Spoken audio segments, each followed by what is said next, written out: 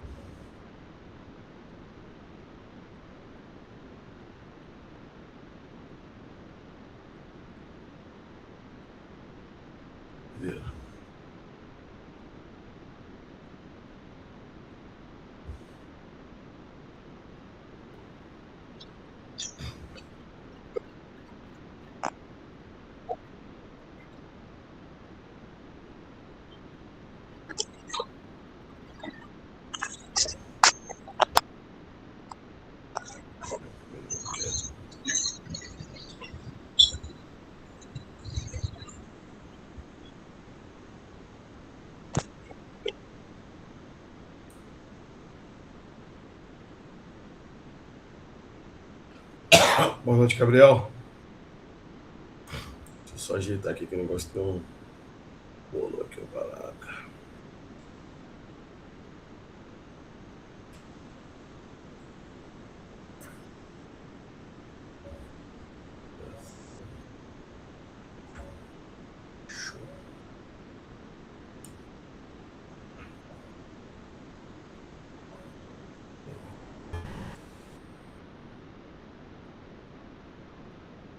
Então, galera, mais uma vez, boa noite a todos aí.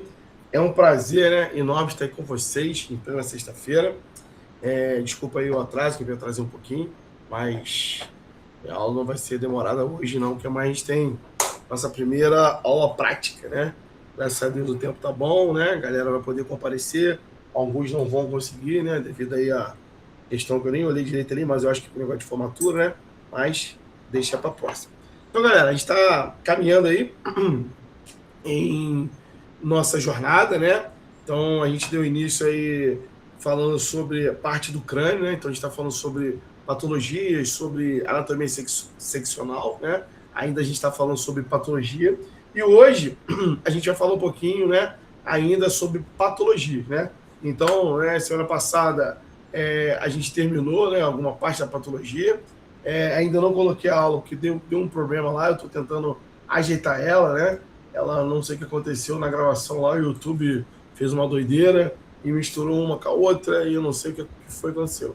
Mas eu já botei ela aqui para rodar aqui, eu estou só tirando uma em cima da outra para poder, hoje mesmo, já libero lá na plataforma para vocês, beleza? Então, a última slide nós falamos sobre o MAV, né, que é uma malformação arteriovenosa que dá na artéria, então foi esse último slide. E aí a gente entrou agora aqui, né, falando sobre hemorragia, né, intracraniana. E aí, né, podemos perceber que a gente vai ver vários tipos de hemorragia intracraniana. E aí, né, coloquei aqui as 4, né, principais que a gente vai ver, que é intraaxial, né, que a gente vai chamar de epidural, né, e subdural. Nós vamos ver a intraparenquimatosa, a gente vai ver a intraventricular e a subaracnoide. Tá? Então a gente vai trabalhar com essas hemorragias aí. Então, nesse caso aqui, a primeira hemorragia, né, a gente chama de intracraniana, né? Então, desculpa, epidural, né, que é uma hemorragia intracraniana. Quando a gente fala de hemorragia intracraniana, porque é no crânio, beleza? Dentro do crânio. Vocês podem observar, né, que essa hemorragia epidural, né, a gente chama ela de banana, tá vendo aqui, ó? Como se fosse uma banana, né? Então ela dá nessa região, na lateral do crânio, né? E aí a gente chama ela de hematoma epidural. Então toda essa parte que a gente está vendo branco aqui, ó, ela é sangue, tá? Então tudo isso aqui, né, foi uma hemorragia, né? O sangue aconteceu. E aí, mas professor, se foi proveniente de quê? Pode certo de um TCE. O que quer dizer TCE? Trauma crânioencefálico. né? Ele sofreu um acidente, né? Pode ser automobilístico, né? Ou de carro, ou de moto, ou de cavalo, né? Cavalo, né? Seja qualquer, ele sofreu um trauma no crânio, beleza? Então, com esse que ele sofreu um trauma no crânio, o crânio fez o quê, né? Ele fez um hematoma, né? Então, esse é sangue.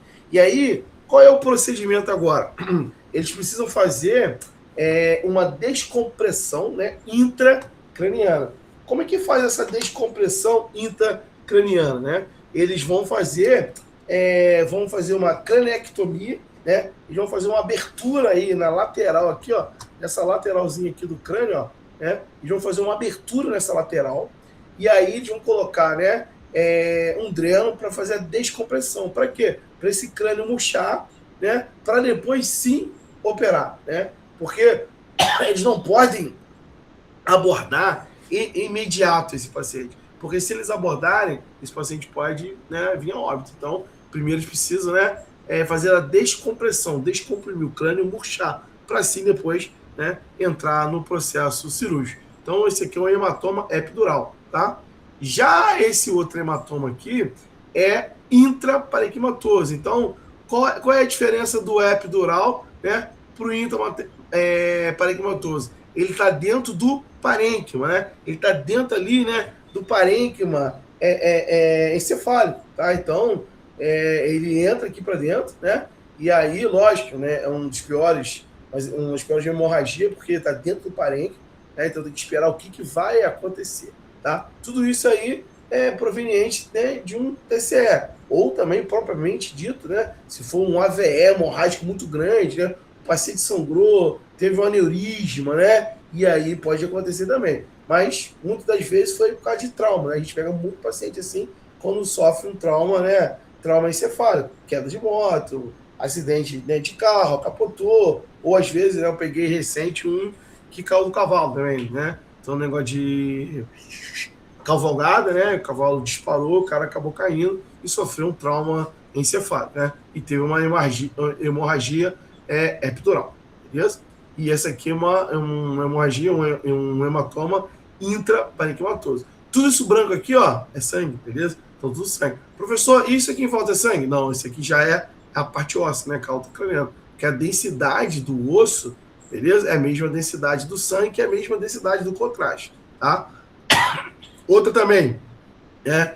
Que é outra hemorragia, que é intraventricular. Então, o que quer dizer isso aqui, intraventricular? Porque está dentro do ventrículo. Aqui não tem só intraventricular. Além de ter intraventricular, ela também tem intraparenquimatose. Vendo aqui, ó, está dentro do parênquima cerebral, né? Além de ter dentro do ventrículo, ó, lembra quando falamos semana passada sobre os ventrículos, né? Quarto, terceiro, corno do ventrículo, asa do ventrículo, lembra disso? Conforme faz uma borboleta aqui, ó. Então você vê, né, que ela está bem dilatada, o ventrículo, né? E aí você vê que tem hemorragia lá dentro do ventrículo. Além de ter dentro do ventrículo, também estão observando também o quê? Que existe uma hemorragia intraparenquimatosa. Ela está dentro do parênquima, né? Então você vê aqui ó, dentro dos ramos, né? Você vê também sangue também, tá vendo? Ó, tudo cheio de sangue, né? Além de intraventricular, a gente também tem, né, intraparenquimatose. Além disso também, a gente vai ter o quê? Hemorragia subaracnoide, né? Então, essas ramos aqui, ó, aqui dentro, você observar, né, a diferença da intraparenquimatosa, ela está dentro do parênquima, tá vendo? Os globos, as massas cinzentas e as massas brancas, ela está lá por dentro. Já a subaracnoide, ela não está lá, tá vendo aqui, ó? Onde que ela fica, ó? Como se fosse tipo uma artéria, né? Tá na região da subaracnoide, né? Na região das artérias, né? Então, tudo isso aqui, ó, a gente chama de subaracnoide, né? Pode estar aqui dentro do encéfalo, né? Também a gente vai chamar de subaracnoide, né? Agora, se tivesse dentro do ventrículo, aí sim a gente chamava, né, intraventricular, tá? Ou intraparenquimatosa, quando está dentro, né, provavelmente dito, do parênquima encefálico, né? Próximo às massas brancas e às massas cinzentas. Outro também a gente tem aqui, né, intraparenquimatoso, né, então está dentro do parênquima essa lesão, e essa lesão aqui ó, é perilesional. Então, o que observa a diferença da perilesional para a intraparenquimatosa? A perilesional fica em volta do sangue, tá vendo? Então a gente já tem aqui, né, o sangue vivo, né? E esse preto aqui como se fosse um sangue o quê? Coagulado, né? O que aconteceu ele? O encéfalo já começou a absorver, né? E aí a gente chama isso aqui um edema perilesional. O que ocasionou esse edema perilesional? Foi o hematoma intraparenquimatoso. E observe aqui do lado aqui, ó, existe, né, uma densidade próxima ao sangue.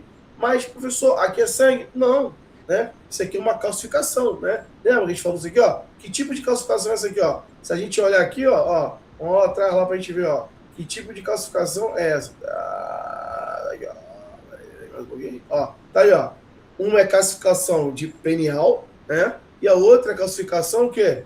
De abênolo. Tá vendo aqui, ó? A mesma imagem daquela lá. Então, essas aqui são calcificações o quê? Fisiológicas, né? Não é patológicas. São calcificações, né, que é normal ter, dependendo da idade, beleza? Então, isso aqui tem que sempre tomar cuidado que não é sangue, é uma calcificação, tá? Já aqui não, aqui é uma lesão, tá? Então, a gente tem aqui o hematoma intraparenquimatoso, que está dentro do parênquima, e aqui a gente tem um edema perilesional, que fica em volta, né, do hematoma, beleza?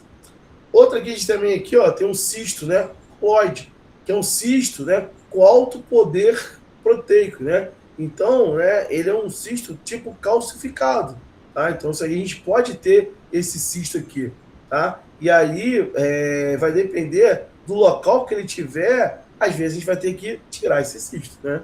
E aí vai ter que fazer uma observação, um aumento dele, né? A gente vai ter que fazer um controle aí para saber se esse cisto está ou não, né, aumentando, beleza? E aí muita gente tá, pô, tô com uma dor de cabeça, uma cefaleia intensa, não melhora, uma enxaqueca, não, enxaqueca, você come muito chocolate, você toma muito café, né? É por causa do ciclo menstrual? Muitas vezes não, pode ser, né, algum cisto que você tem aí, e aí tem que observar isso aí, beleza? E aí, né, a gente vai ver quando tem essas lesões, né, AVC, AVE, e a gente vai também observar que existem algumas sequelas, né? Então, a gente chama o quê? Causas sequeladas. O que pode deixar sequelas, né? Alterações pós-cirúrgicas, né? E o cara fez uma cirurgia lá de crânio, né? E aí teve algum problema, ela não foi bem sucedida, né? Então, ela teve uma alteração pós-cirúrgica, né? Pós-TCE, né? Processo isquêmico antigo, resolução de processo infeccioso, né? O cara pegou, né, alguma sepsis, alguma doença, né, degeneralizada, ele ficou muito tempo dentro de um ramo hospitalar, e ele pegou uma bactéria forte, isso aí também pode deixar algumas sequelas, isso acontece, né? E aí, se você ficar muito tempo no hospital, a gente sabe que dentro do hospital, quando você está, né, enfermo, você está doente, você às vezes está com baixa imunidade. E aí, né, o seu organismo, né, o seu corpo está adepto a pegar algumas infecções, beleza? Porque você está vulnerável.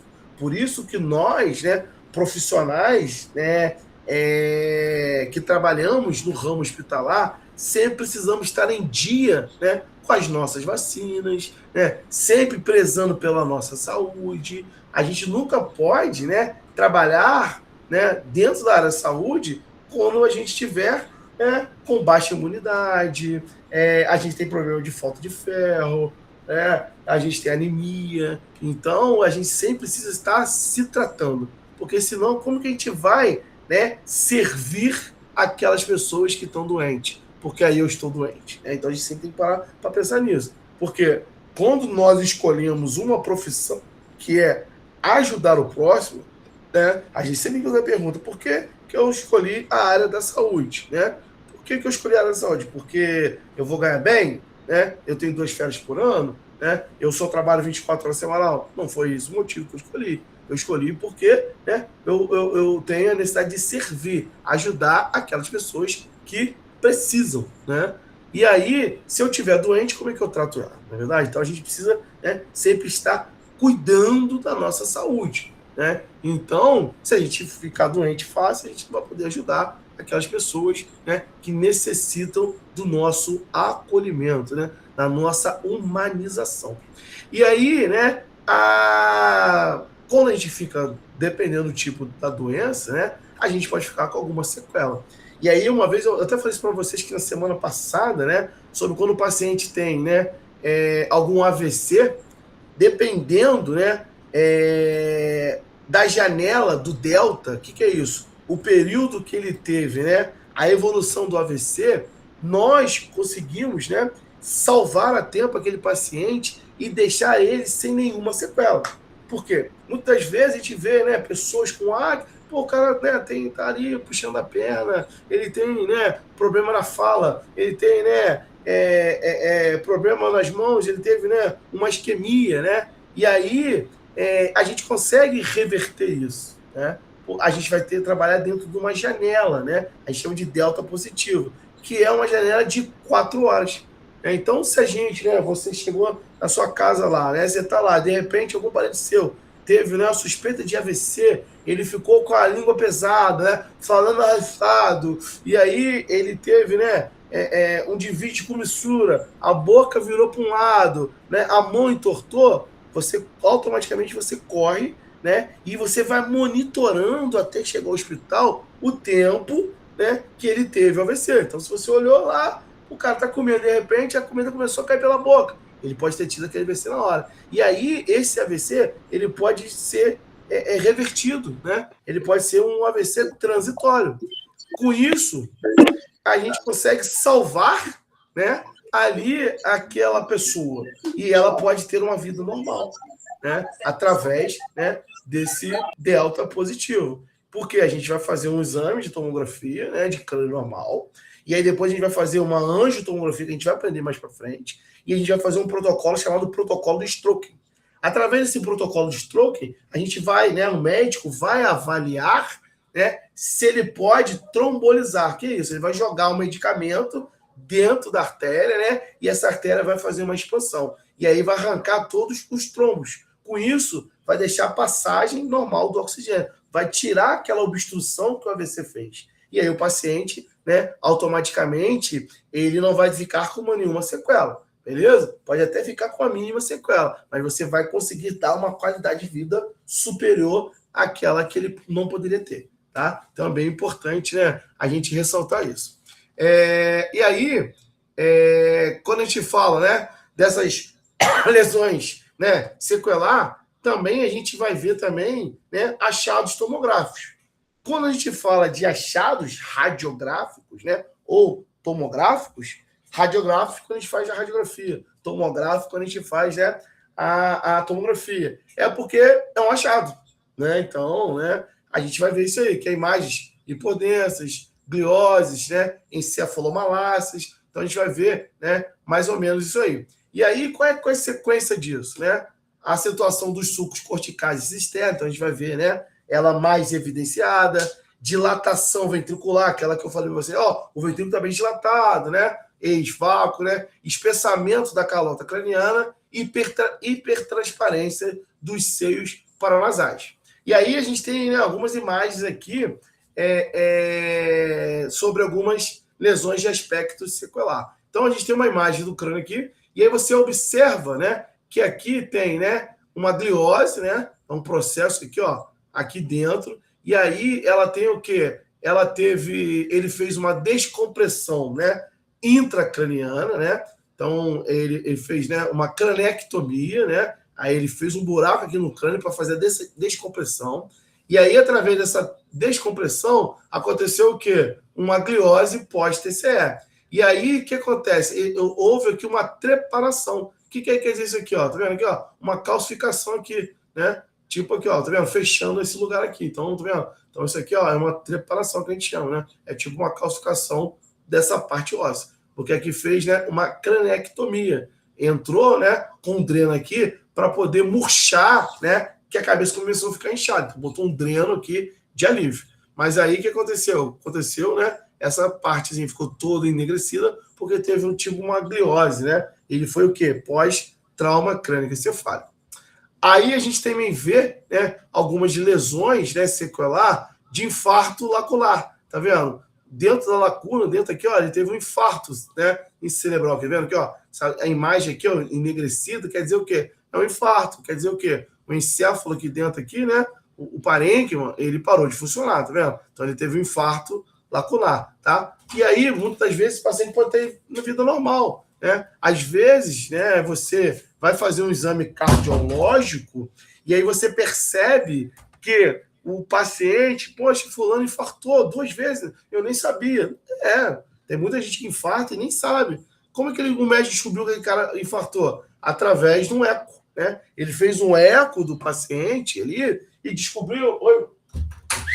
Ele fez um eco, né, do paciente e ele descobriu, né, que ele infartou, né? E aí, através desse eco, ele descobriu que ele infartou, tá? E aí, né, mas depois ele nem pareceu não, porque algumas doenças, elas podem mascarar, né? Como a diabetes. A diabetes pode mascarar o infarto.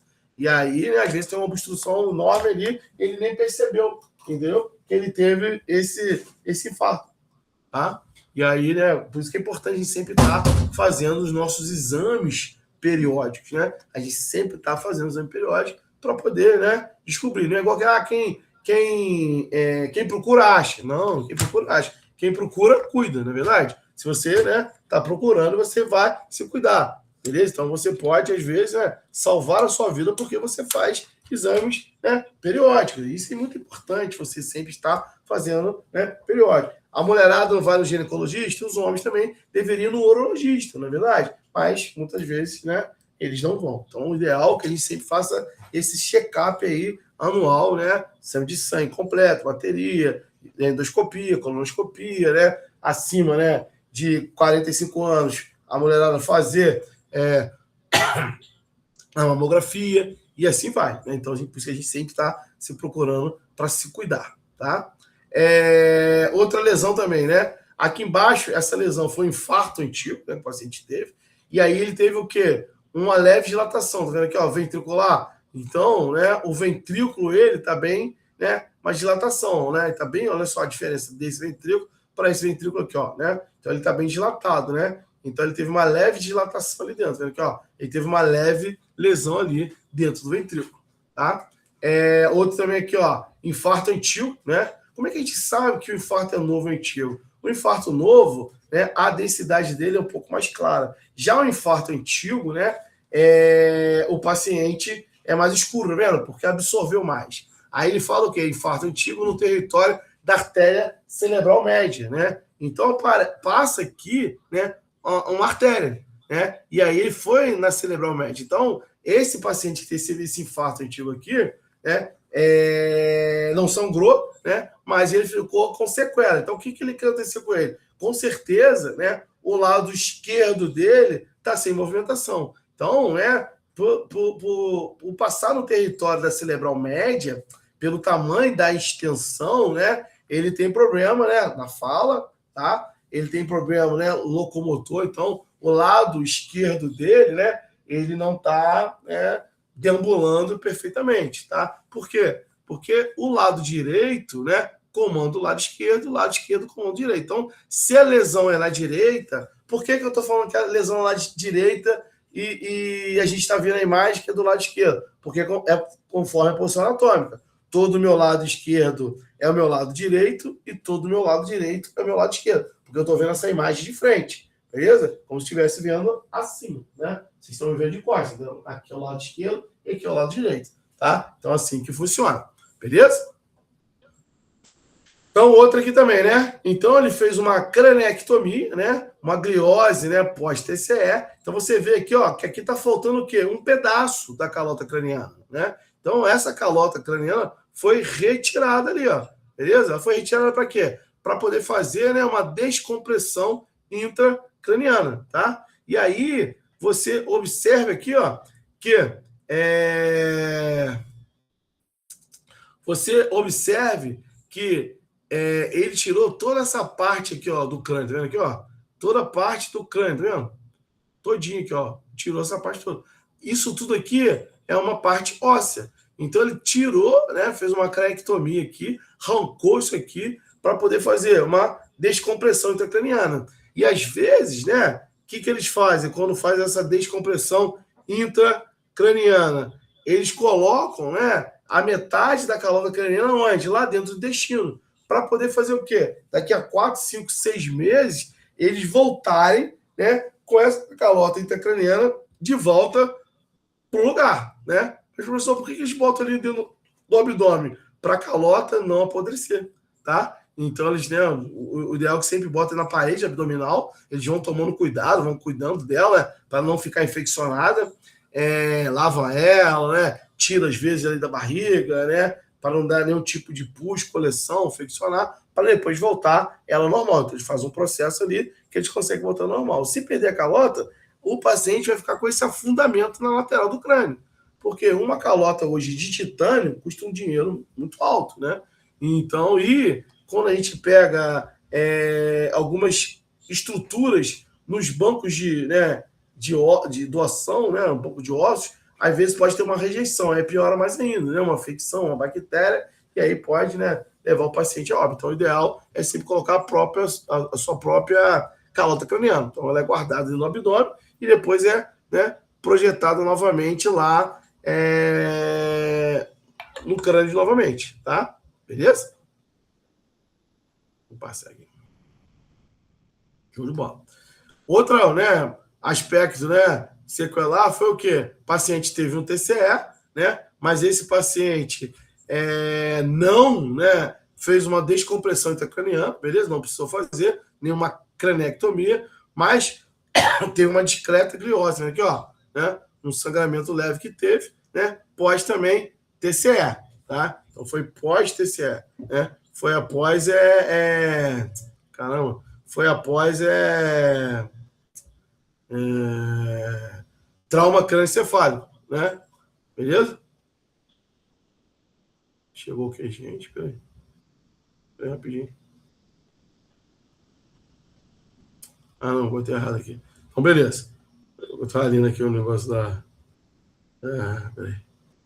Deixa eu só botar aqui aí, a apresentação. Show de bola. Outra aqui também, né? Atrofia, né? Da cortical. Então, a cortical, né, ficou toda atrofiada. E aqui, né, tem uma lesão chamada Struger-Weber, né? Uma lesão rara, né? Que acontece aqui chamada Struger-Weber também, ó. E aí teve, né? Quando tem essa lesão chamada Struger-Weber, né? Acontece uma atrofia, né? Da cortical. Então, toda a cortical, né? Ela fica toda atrofiada. Você vê que a imagem fica toda enegrecida, né? Porque, né, toda a parte encéfalo ali, ela está toda atrofiada, né? Então fez uma atrofia, que é uma doença rara chamada Struger-Weber, né? É difícil a gente ver isso aí. Aí a gente vai ver também algumas lesões, né, expansivas, né? Então, quais são essas causas dessas lesões expansivas? Né? Tumoral, quando a gente fala de tumor, a gente está falando de câncer, né? Inflamatório, infeccioso, né? O cara teve HIV, né? E aí eu pegou, né, uma sepsis, alguma coisa assim, ele teve, né, um processo infeccioso, infeccionou, né? Pegou uma bactéria, processo isquêmico recente, né? Ele teve uma isquemia recente, e aí pode ser transitório ou não, né? E traumático também, que é através do TCE, tá? Achados tomográficos, né? Que a gente vai ver lá, lesão, né? Ou edema perilesional. Então, o que a gente vai olhar quando a gente for fazer, né, a tomografia, a gente vai ver propriamente a lesão ou um edema, né, em volta da lesão, que a gente chama de edema de perilesional, que quer dizer o quê? Em volta da lesão, tá?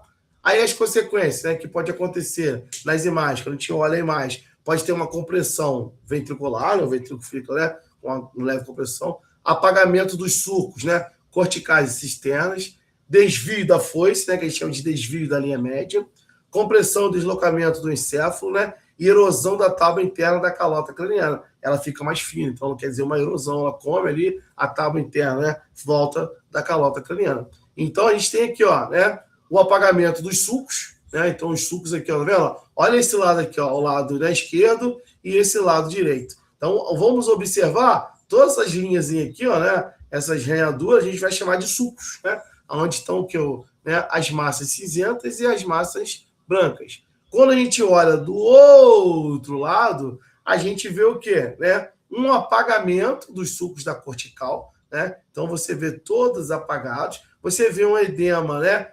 perilesional, e aí isso aqui, né, ela foi feito o quê? Através de um abscesso, né? De um processo infeccioso ali, aconteceu essa lesão, tá? Então ele não sofreu nenhum trauma, nada, foi um processo infeccioso, né? Um abscesso, né, que aconteceu isso aqui, beleza? Às vezes você, pega, né, fura a perna, encosta alguma coisa, não dá um abscesso ali, né? Aquilo ali foi o quê? Entrou alguma coisa, uma bactéria, e pode ter acontecido aquele abscesso, né? Então isso aqui tudo são lesões, né? Aí qual é o procedimento aqui, né? Ele vai ter que fazer o quê? Um procedimento. Tem que fazer uma cranectomia, né? Fazer uma leve descompressão, né? E entrar com medicamento, né? Então, né, antibiótico brabo para tentar curar isso aqui, né? Porque senão o paciente vai ficar, né, com alguma lesão, né, aí para frente, tá? Então ele vai ter que tentar fazer, né, algum procedimento, né, relacionado a essa área. Outra aqui também, né, devido, né, a um cisto, né, tá vendo aqui, o paciente tem um cisto aqui, ó, né, porencefálico, o que ele teve aqui, ó, preste atenção na calota craniana aqui do lado, olha a erosão da tábua, o que é a erosão? Como é que ela ficou mais fina, tá vendo aqui, ó, olha que ela ficou fina. Por que ela ficou fina? Porque a lesão rechachou, né? O que quer dizer rechachar? Ela empurrou, né? E aí teve uma leve erosão. O que é erosão? Ela comeu a tábua ali, né? A lateral da calota craniana. Né? Então, olha só como é que ela ficou fininha. Olha, né, a espessura aqui, né? Olha a espessura aqui, olha a espessura aqui. E olha aqui onde está, né, maior o cisto, tá vendo? Teve uma erosão da tábua interna. Tá? Então, quer dizer, quando a gente fala erosão, ela comeu a tábua interna, porque o cisto está rechachando. Então, a tendência aqui é o quê? Rechachar mais, quer dizer o quê? Empurrar mais e diminuir, né, a tábua interna, né? A parte da calota craniana. A gente tem aqui também, né, uma leve erosão, né? Então, se você observar aqui, ó, a gente tem uma leve erosão, porque aqui tem um cisto, né, aracnoide, vendo que é o cisto aqui dentro, então ele vai começar uma leve erosão, tá? Então aqui, né, um plano da parte axial. Aí você observa aqui, ó, que tem vários pontinhos escuros, né? Quer dizer o quê? Essas partezinhas aqui, ó, são áreas. Então, né, se é a célula da mastoide, né? Aqui, né, a parte da célula turca, né? Aqui eu sei, né, uma parte dos esfenoides e aqui, né, é o seio frontal, tá? Por isso que tem área aqui dentro aqui.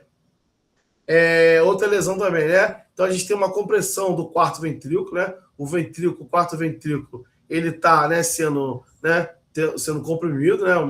Rechachado, né? Dilatação dos ventrículos supratentoriais, né? Que os ventrículos começaram, né, a encher, levam a dilatação, né? E a causa disso aqui, ó, é um astrocitoma cístico, né? É um tumor chamado astrocitoma cístico, né? Então, né, como se fosse um cisto, tá?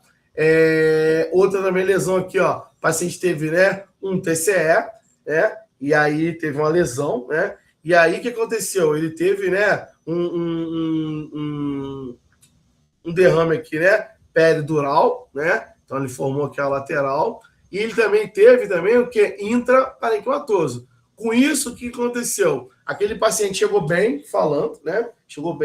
Mas já ele bateu de carro, capota de carro, né? Chegou lá conversando, isso aí acontece muitas vezes, né? O cara, às vezes, salva a vida, né? Como já pegamos várias vezes, aquele cara, né? Que chegou, né? Ajudou todo mundo, né? O ônibus capotou, tirou o pessoal, ajudou, carregou todo mundo, e aí, de repente, ele começou, né, a ficar, né, com uma confusão mental, agitado, né? E o que aconteceu com ele? Ele teve uma lesão, né? Intraparenquimatosa, ele teve uma lesão epidural, só que o crânio dele ainda está, né, naquela agitação normal. E aí, esse sangue, né, começou, né, a penetrar, né, ali dentro do parênquima encefálico ali e começou a fazer o quê? Um desvio de linha média. Quando a gente tem esse desvio da linha média, né, o desvio da foice, é uma linha que divide os dois hemisférios, o paciente começa a ter, né, uma confusão mental. Ele começa a ficar desorientado. Por quê? Porque, né, toda a parte da direita ou da esquerda vão querer entrar em conflito. Então ele começa a ter, né, uma confusão mental. Ele começa a ficar agitado, né? Porque não é ele que está acontecendo ali, né? E aí, às vezes, ele pode convulsionar, começa a ficar agitado. Esse é o momento de ver o que está acontecendo, né? Que é o quê?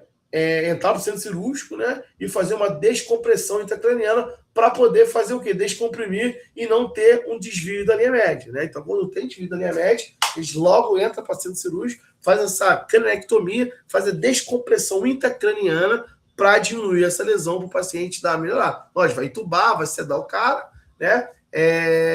Para dar uma, né, melhor, porque senão ele vai ficar muito agitado, muito nervoso. Vão fazer, né, um sedativo no paciente muitas vezes a gente não consegue nem fazer a tomografia, né? Porque a gente não pode sedar antes de saber a causa, né? Então a gente tem que conter ali, dar um jeito de fazer, né? Amarrar o paciente, prender o paciente, ele vai se movimentar. O movimento, né? Atrapalha a gente, porque é aquilo que já falou lá no início, na parte da física, né? Dos artefatos, né? Então, o pior artefato hoje para se tirar é o artefato de movimento, né? Se o paciente ficar fazendo um movimento, eu não consigo agitar. Se ele girar, né, a cabeça e ficar parado, tudo rodado, se ele deitar de lado, beleza, não tem importância. Agora, o problema, quando ele está agitado, ele ficar balançando para um lado para o outro.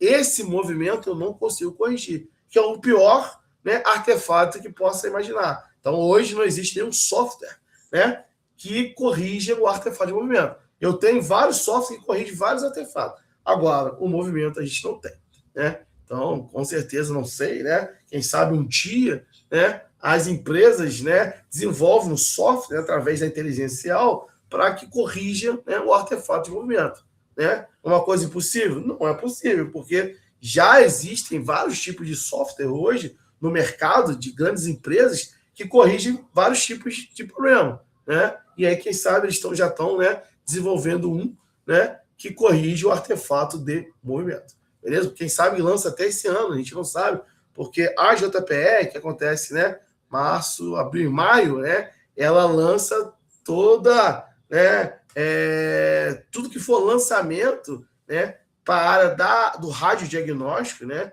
global, é lançado nessa feira. Então, quem sabe, né, esse ano eles lançam alguma coisa. Por enquanto, ninguém falou nada. Então, com certeza, se fosse lançado, já saberia que ia ser lançado na feira. Vai lançar um monte de coisa, mas menos isso aí não, tá?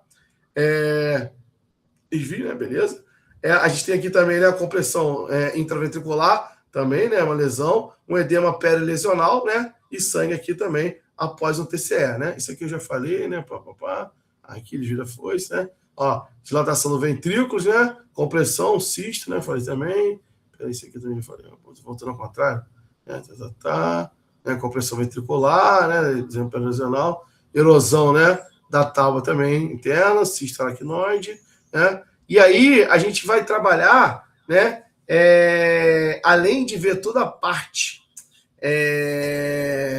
de encéfalo, né? Parte intraparenquimatosa, a gente também vai. Aqui eu comi a letra. A gente vai trabalhar também com indicações de janela óssea, né? Então a gente vai ver que além de fazer partes moles, a gente precisa também ver a parte óssea, tá? Então a gente vai trabalhar com algumas indicações da parte óssea. Então vamos imaginar o seguinte, olha, esse paciente ele fez uma craniectomia. Então eu preciso fazer uma janela óssea para ver essa craniectomia. Por quê? Essa imagem aqui, ela não é de uma janela óssea, né? Ela é o quê? É uma janela para ver parênquima. Olha a diferença, né, de uma janela de parênquima para uma janela óssea. Então vamos abrir aqui um exame para a gente poder ver, né? Deixa eu achar aqui um exame aqui, peraí. Deixa eu só achar um aqui. Deixa eu só achar um aqui para a gente ver, peraí. Um segundo aqui.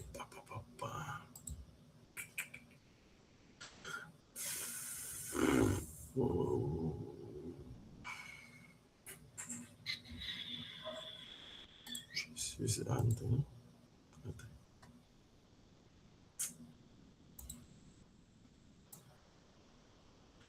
Beleza. Então aqui, né, a gente tem um exame, né, normal de crânio, beleza? E aí a gente observa, né, que aqui a gente só está vendo a parte, né, encéfalo. Tá vendo aqui, ó? Só vejo, né, coisa do encéfalo. Agora, se esse paciente tiver alguma, né, lesão da parte óssea, esse aqui não é um janelamento específico para ver janela óssea, beleza? Então eu preciso abrir aqui, né, janela óssea. Professor, para ver sinusite, esse seria, né, o algoritmo, não, tem que ser o algoritmo de parte óssea. Então a gente vai lá, né, procurar parte óssea, que é o osso, ó, tá vendo? Olha a diferença agora, como é que ficou, tá vendo? Então eu consigo agora, né, ver toda a parte óssea, né? Então a gente está vendo aqui agora o janelamento, cadê o negócio aqui? Então a gente está vendo aqui, ó, o janelamento para observar a parte óssea, posso até melhorar um pouco, né, a janela, beleza? Então a gente está vendo aqui, ó, toda a parte óssea. Se eu abrir aqui, ó, né, deixa eu fazer dois aqui para a gente ver, ó. Então aqui eu tenho parte mole, né, Ó, olha a diferença aqui de uma para outra, vendo? Ó, eu tenho a janela, né, de parte óssea e também tem a janela, né, de parte mole. Deixa eu só pegar aqui, vou dar aqui. Ó. Então, essa aqui, né, da minha direita é parte mole e essa aqui da minha esquerda é de parte óssea. Beleza? Ó.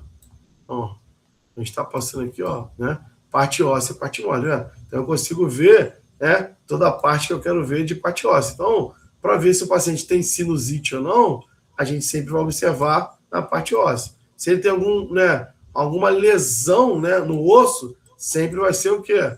Parte, né, óssea. Então, a gente não consegue ver mais aqui, ó, a parte do encéfalo. Tá vendo aqui, ó? Não consigo ver nenhuma lesão, né, no encéfalo. Só consigo ver lesões de parte óssea, tá? Então, algumas indicações vai precisar, como trauma, o paciente caiu, então a gente vai fazer, além, né, de ver o parênquima, a gente também vai ver o patiose, porque precisa ver se tem fratura, né, e se tem alguma lesão no encéfalo. Então, isso a gente vai sempre, né, ver que algumas precisam fazer o gelamento da parte óssea. Beleza? Eu só pra cá. Aí. Show de bola. Então, aqui a gente tem, né, falha óssea, né? Então, a gente vai precisar fazer para ver, né, janela óssea, para a gente olhar, né? A gente tem aqui, ó, neurofibromatose, tá vendo? Então, né, ele comeu aqui, ó, essa parte toda aqui da anatomia. Então, tá vendo aqui, ó, se a gente fizer só encéfalo, a gente vai ver que comeu aqui, ó, tá vendo? Então, ela comeu toda a parte, né, da tábua aqui, ó. Comeu toda a parte óssea. Então, a gente precisa fazer a janela para ver essa lesão, tá? Ó, esclerose tuberosa, tá vendo? Então, a gente precisa ver também se tem, né, na parte da janela óssea. Olha só a diferença, a mesma imagem, mas olha essa imagem da direita e da esquerda. Então, aqui a gente não vê se tem alguma lesão óssea. Aqui a gente já consegue ver se tem lesão óssea ou não, tá? Olha a diferença aqui, meningioma, né? Então, observe que esse paciente aqui, né, ele tem um meningioma. Olha só, essa imagem é igual a essa imagem aqui.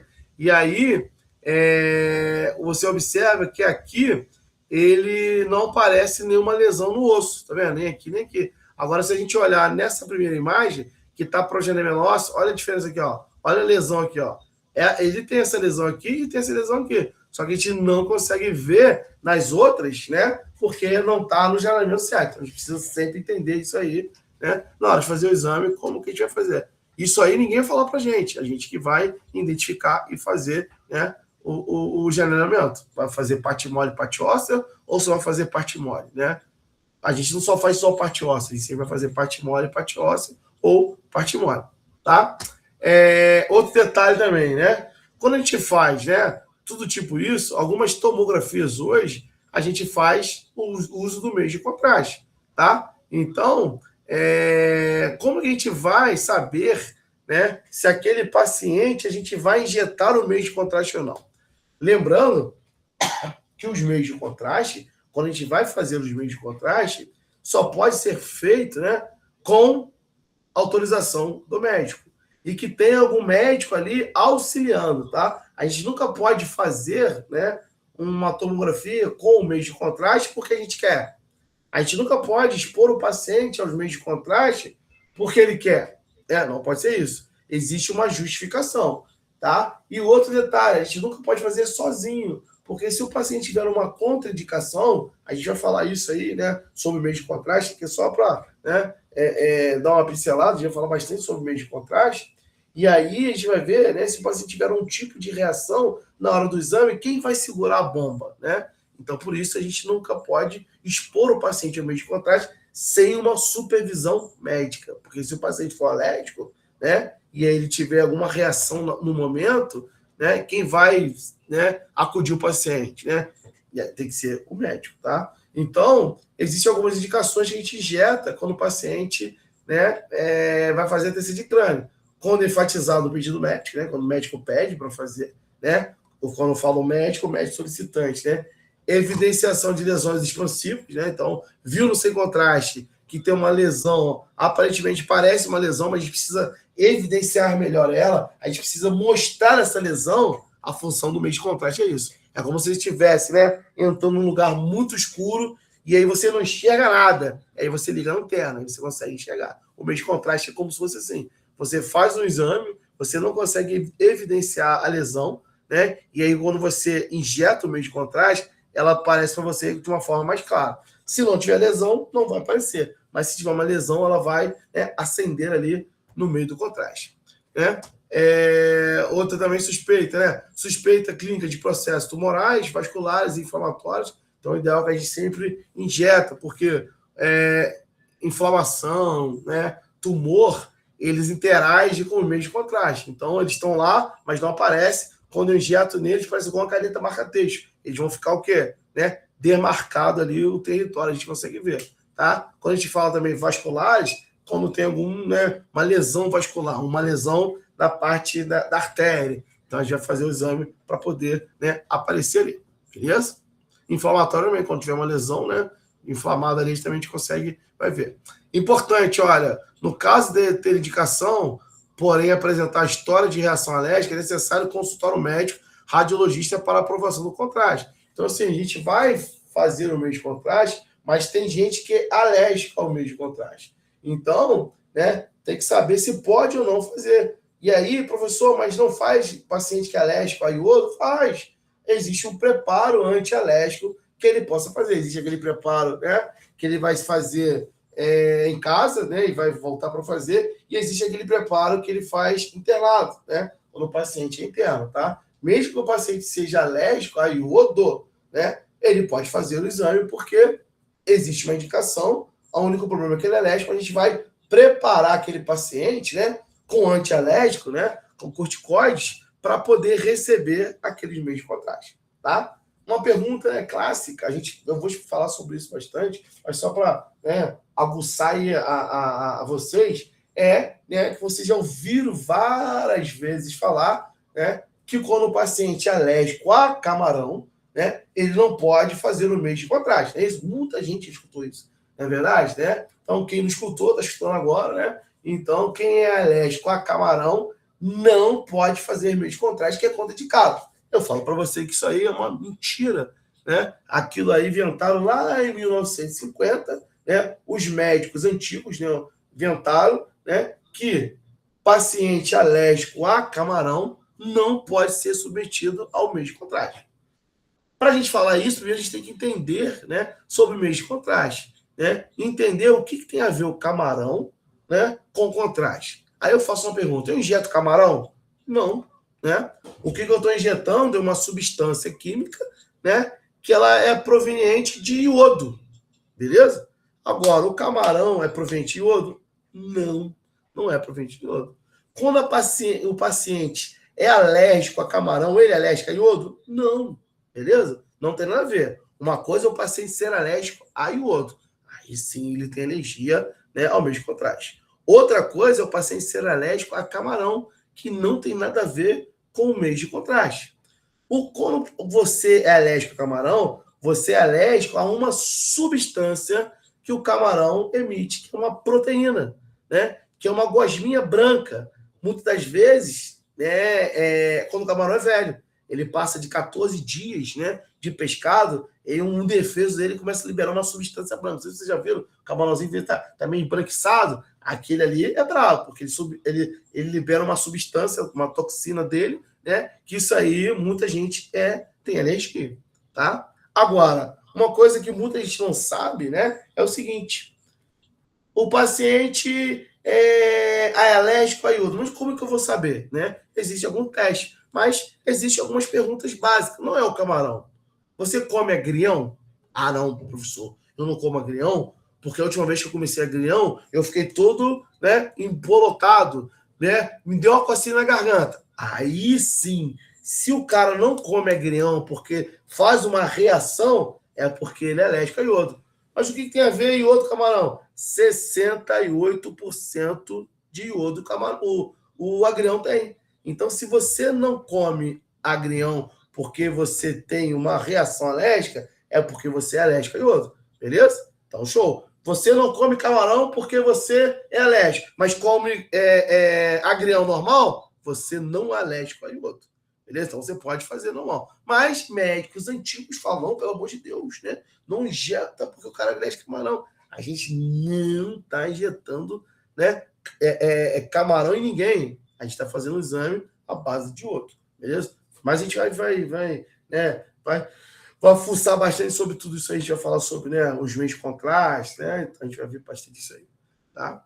Só para vocês, né, ficarem já começar, caramba, falando uma coisa, né? Mas fica ligado aí. Outra aqui, né? Então a gente tem, né, dois tipos aqui, né, de exames, né? É o mesmo paciente, pré-contraste, quer dizer o quê? A gente faz antes do contraste e a gente tem pós-contraste, quer dizer o quê? Feito após a injeção de contraste. Aí a gente pode observar aqui, ó, né, o abscesso, né, cerebral. Então a gente vê aqui, ó, a imagem, né, ela não aparece, né, esse realce periférico, né?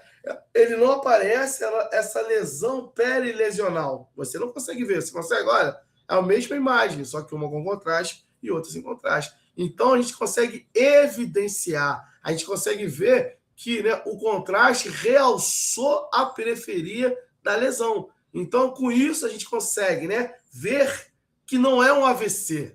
Né? A gente consegue ver que é o quê? Um abscesso. Entendeu? Você consegue perceber isso aqui, ó? Às vezes você vê, caraca, o paciente teve um AVC. Não, isso aqui não é um AVC, foi um abscesso que ele teve. Tá vendo aqui, ó? Um processo inflamatório. É só para vocês entenderem, né, que a função do contraste é isso, mostrar algo que você não consegue ver. Você faz o exame, né? O paciente suspeita apendicite. E aí você, né, fez lá o exame físico, né? O teste lá, deu Jordan positivo. Quer dizer o quê? Ele ficou com aquele reflexo. Fez o exame de sangue, deu leucocitose. Pô, vou fazer TC. O ultrassom não é bom para ver o apêndice.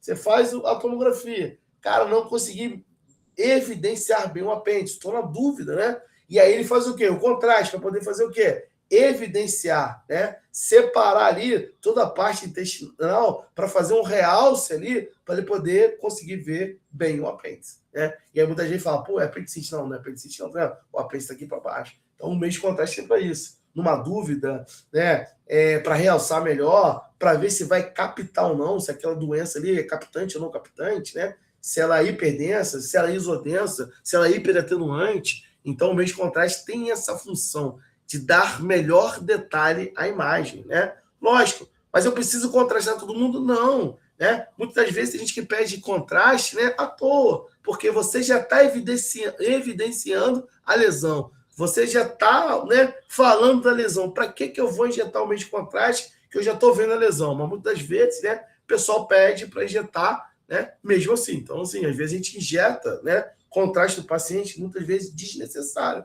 Porque se eu já estou vendo a lesão, né, se o médico vai já citar aquela lesão, né, o que ele vai falar mais? Nada, porque não é só porque injetou contraste, mas a gente que é acostumado a fazer exame de contraste. Tá? Então, às vezes acontece isso. Mesma coisa. Paciente com cálculo renal. Para que eu preciso injetar? Não preciso injetar. Né? Porque eu já estou vendo cálculo renal. Para que eu vou fazer? E aí vai me dar mais dúvida, porque a densidade do cálculo é a mesma coisa da densidade do contraste. E aí pode dar uma dúvida ali na hora do diagnóstico. Tá?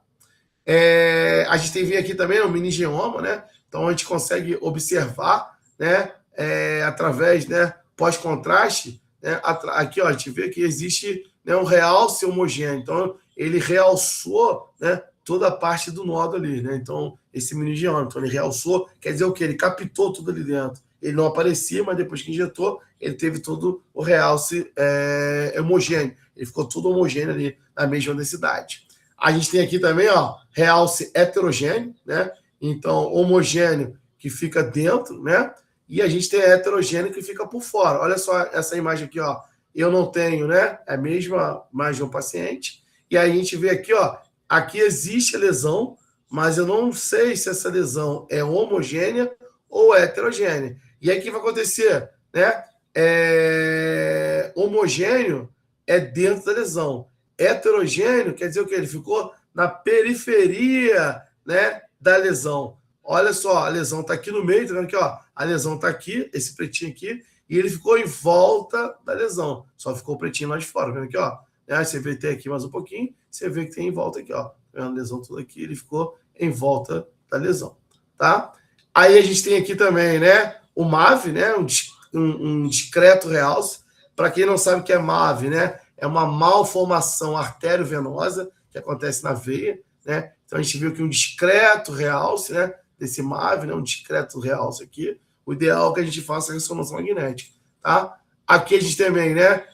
Metástase, né? Cerebelar, né? Dentro do cerebelo, né? O cerebelo é como se fosse uma bundinha. Então, tem múltiplos nódulos, né? Com realce, né? Então, não apareceu, mas depois que injetou o contraste, fez suspeita, né? Paciente que começa a ficar confuso, né? O paciente tem um câncer.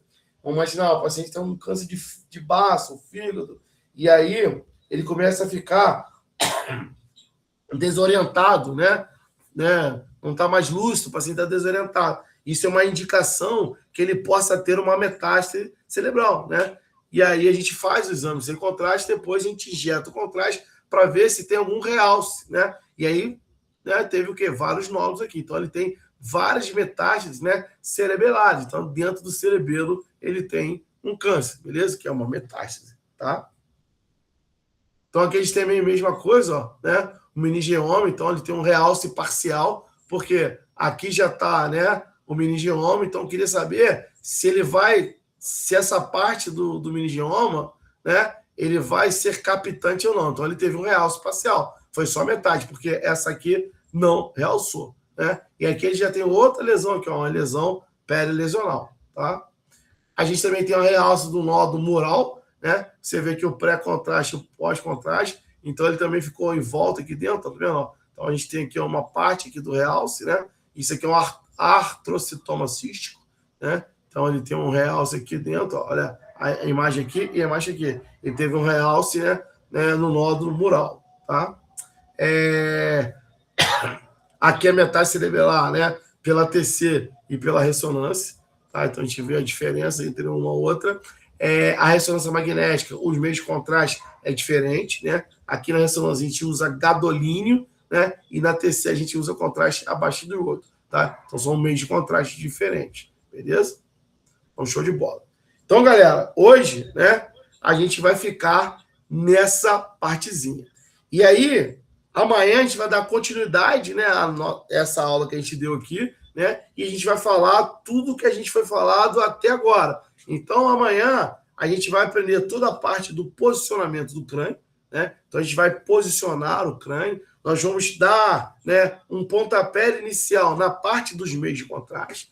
Então, eu vou mostrar para vocês amanhã, né, toda a parte de punção, né, de acesso. Vou mostrar para vocês como é que é injetado o meio de contraste na bomba, né? Então, a gente vai mostrar a bomba. Vou mostrar para vocês toda a parte que a gente precisa entender, né, dessa parte dos meios de contraste. Por quê? Porque quem faz isso aí é a enfermagem. Mas eu preciso falar para a enfermagem o acesso, qual o lado do acesso, né? Porque a enfermagem ela não estuda sobre isso, beleza? A enfermagem estuda, né, a área dela, mas a parte da radiologia, né, a parte do tipo de acesso, o tipo de punção, o lado, né, que ele vai puncionar, eles não entendem. Então, nós precisamos passar para a enfermagem, né?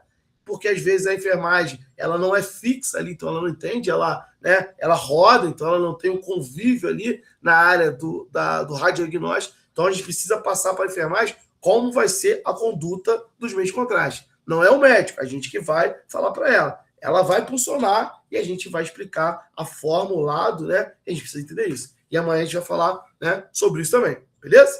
Então, galera, amanhã eu espero vocês lá, né, às 9 horas da manhã, no Hospital São João Batista, tá? Então ele fica ali no centro, ali, né, na Praça Veríssimo de Melo. Só botar lá no Google, lá, se você vier de outro lugar, né, que vai chegar ali na Praça Veríssimo de Melo. A entrada em frente à farmácia Pague Menos, tá? Só tem uma entrada lá agora, o resto tá tudo fechado, né, por causa de reforma. Então, em frente à farmácia Pague Menos. Valeu, galera?